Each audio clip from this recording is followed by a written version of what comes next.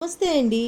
సద్గురు శ్రీ శివానందమూర్తి గురువుగారు దేవతలు తత్వములు అనే పుస్తకంలో నిత్య పూజ మంత్రార్థములు గురించి వివరించారు. గురువుగారిని ఒక ప్రశ్న అడిగారు. పూజా విధానంలో చెప్పే ఓం నిధనపతయే నమః, నిధనపతాంతికాయ నమః, ఊర్ధ్వాయ నమః, ఊర్ధ్వలింగాయ నమః ఈ మంత్రములను ఎలా అర్థం చేసుకోవాలి అని.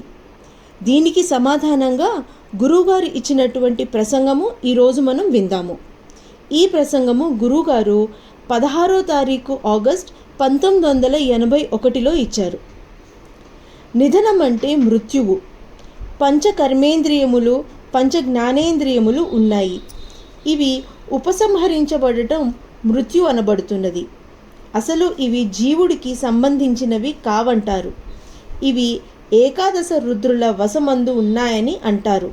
అందుకనే బౌద్ధంలో ఈ గొడవ లేకుండా ఉండటానికని దేహాభిమానాన్నే త్యాగం చేయమన్నారు.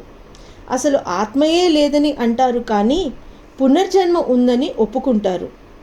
ఏమీ లేని స్థానంలో అనుభవ సంచయము ఒక గూడులాగా ఏర్పడి అదే ప్రవర్తిస్తూ ఉన్నట్లుగా చెప్పుకొనవచ్చును.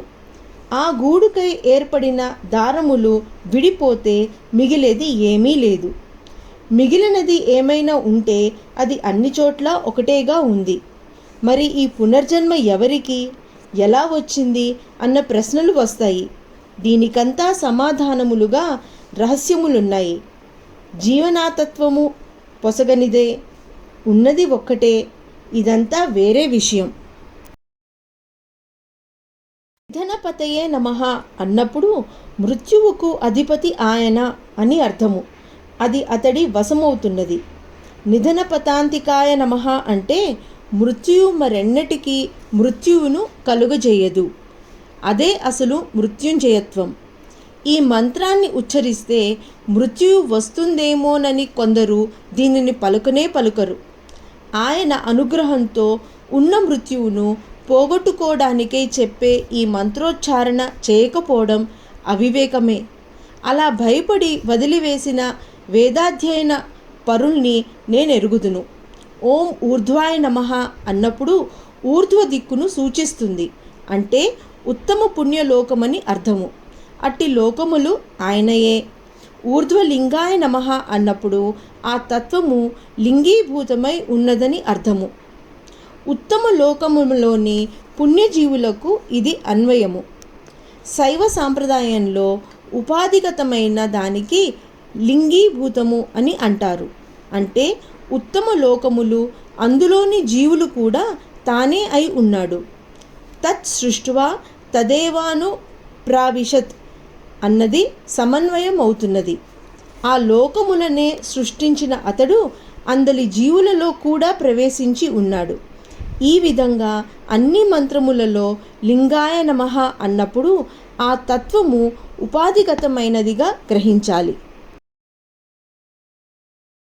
ఓం హిరణ్యాయ నమః, హిరణ్యలింగాయ నమః, ఓం సువర్ణాయ నమః, సువర్ణలింగాయ నమః. హిరణ్యము, సువర్ణము అన్న పదములు శ్రీ సూక్తంలో హిరణ్యవర్ణాం, హరిణీం, సువర్ణ రజతస్రజాం అని ఉన్నవి. హిరణ్యము బంగారంను కరిగించినప్పుడుండే వర్ణము. సువర్ణము కరిగియున్న బంగారంను మూసుయందు పోసి వస్తువుగా చేసినప్పుడు కలిగే వర్ణము. అంటే హిరణ్యము రూపానికి ముందున్న వర్ణము, the colour before the form. సువర్ణం రూపానికి తరువాతి వర్ణము, the colour after the form. జాతవేదసః అంటే అగ్నియందున్న హిరణ్యవర్ణాం, హరిణీం, సువర్ణ రజతస్రజాం అన్న మూడు తత్వములు నా యందు ఆవహించుగాక అన్న భావనతో చెప్పబడినది. రజతం అంటే వెండి. రజతాన్ని శివవీర్యంగా చెబుతారు. రసం అంటే కూడా ఇదే అర్థం. రసం అంటే పాదరసం. రససిద్ధి ఉన్నవారికి పాదరసంగా వీర్యం కలుగుతుంది. అట్టివారు ఏది ముట్టుకున్నా బంగారం అవుతుంది. అంటే ఇక్కడ హిరణ్యము, సువర్ణము ఉత్తమ పుణ్య ఫలానుభూతులుగా చెప్పి ఉన్నవి. ఓం దివ్యాయ నమః, దివ్యలింగాయ నమః. ఇక్కడ దివ్యత్వం అంటే తేజస్సు సూచించబడుతున్నది.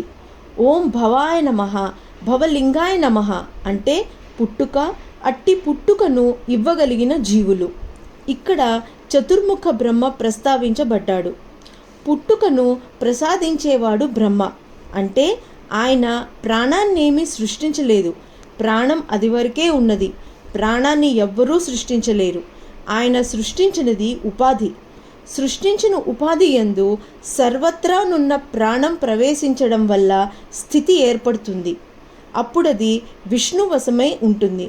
అందులోని మృత్యు కారణం కూడా ఉన్నది. ఈ విధంగా అన్నిటి యందు త్రిమూర్తి తత్వములు ఉన్నాయి. ఇది సృష్టి. సృష్టి ఉపసంహరించినప్పుడు పుట్టుక, స్థితి, మృత్యు అన్న 3 మహావిష్ణువులో స్థితి ఏర్పడి ఉంటాయి.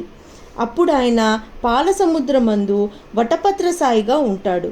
తిరిగి సృష్టి కలిగించినప్పుడు ఈ 3 అతని నుంచి బహిర్గతం అవుతాయి. ఈ మూడింటిలోనున్న స్థితి తిరిగి విష్ణువశమై ఉంటుంది. ఓం శర్వాయ నమః సర్వలింగాయ నమః అంటే శిక్షను కల్పించిన వాడు, శిక్షించేవాడు అని అర్థము. మృత్యువుతో ప్రారంభించి తదనంతరం ఊర్ధ్వలోకములు, వాటిలో పొందే పుణ్యానుభూతిని క్రమంగా చెప్పి, తర్వాత జన్మలను చెప్పి, ఇప్పుడు కర్మఫలంగా వచ్చే శిక్షను గురించి చెప్పబడుతున్నది. ఇదంతా ఒక క్రమంలో ఉన్నది.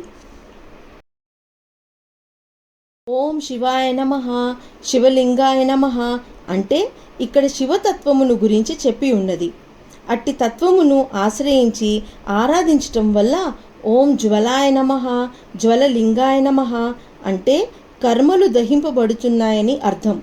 అప్పుడు మిగిలింది ఓం ఆత్మాయ నమః ఆత్మలింగాయ నమః అంటే కర్మబంధములన్నీ తొలగడం వల్ల మిగిలినది శుద్ధ ఆత్మయే.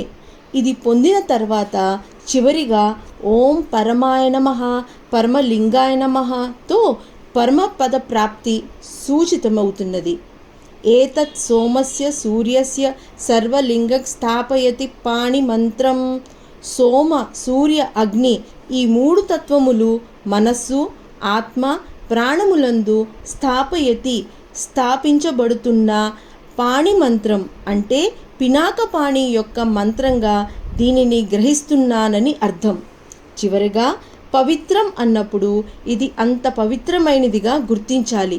అందుకనే నేను దీనిని ఉచ్చరించినప్పుడు పాణి మంత్రం ఇది పవిత్రం అని అంటుంటాను. పాణి మంత్రం పవిత్రం కంటే పాణి మంత్రం ఇది పవిత్రం అనడం సరిగ్గా ఉంటుందనిపిస్తుంది.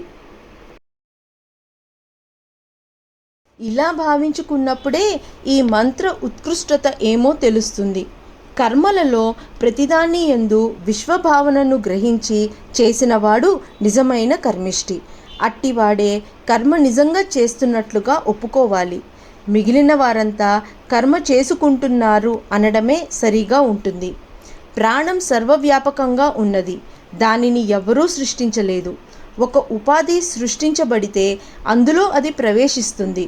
ప్రాణం వల్ల నిర్వహించే కార్యములలో మార్పులు తీసుకొని రావచ్చును. అంటే ఫంక్షనల్ చేంజెస్. ప్రాణాన్ని వశం చేసుకునే సాధనా క్రమంలో మొట్టమొదటి ఒకరి ప్రాణాన్ని తీయగలిగే శక్తి వస్తుంది. అంటే ఒక ఉపాధి యందు కేవల తన సంకల్పం చేత అక్కడి నుండి ఉపసంహరింప చేయగలిగే శక్తి లభిస్తుంది. అంతే తప్ప మరేమీ చేయలేకపోవచ్చు. ఇది ప్రారంభ దశయే. అప్పటికింకా ప్రాణం ఒక్కొక్క ఉపాధి యందు వేరువేరుగా ఉంటుందన్న భావన యందే ఉంటాడు. అంటే తన ప్రాణం వేరు, ఎదుటివాడి యందున్న ప్రాణం వేరు. దానిని తను హరించ చేయగలిగిన సమర్థుడన్న అజ్ఞానము ఈ స్థితి యందు ఉంటుంది. ప్రాణం అలా లేదు. ఒకరి ప్రాణం తాను తీయగలగటం అన్నది అబద్ధమే. ఒకరిదని తీస్తున్న ప్రాణం కూడా తనదే. అలా అజ్ఞానంగా ప్రవర్తించటం వల్ల తనకే ముప్పు తెచ్చుకుంటాడు. ఈ అజ్ఞానం తొలగి అందరి యందున్న ప్రాణం ఒకటేనన్న జ్ఞానం కలిగినప్పుడు మరొకరికి ప్రాణాన్ని ఇవ్వగలిగే శక్తి వస్తుంది. అట్లా చూపులతోనే ఒక ఉపాధి యందు ప్రాణాన్ని ప్రవేశింప చేయగలడు. ఒక ఎండిపోయిన చెట్టు వైపు చూచి దానిని చైతన్యవంతం చేయగల సమర్థత వస్తుంది. దీని తర్వాత తన సంకల్పం చేత ఒక ఉపాధినే సృష్టించగలిగే సమర్థత వస్తుంది. అలా సృష్టించిన ఉపాధి యందు ప్రాణం ప్రవేశిస్తుంది. అప్పుడతడు బ్రహ్మత్వం పొందాడని అర్థము. ఇట్టి వారిలో కనిష్ఠుడు విశ్వామిత్రుడని అనవచ్చును. ఓం నమః శివాయ.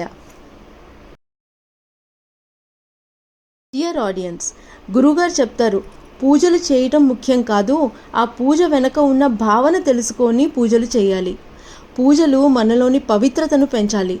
అప్పుడే ఆ పూజ సార్థకమవుతుంది.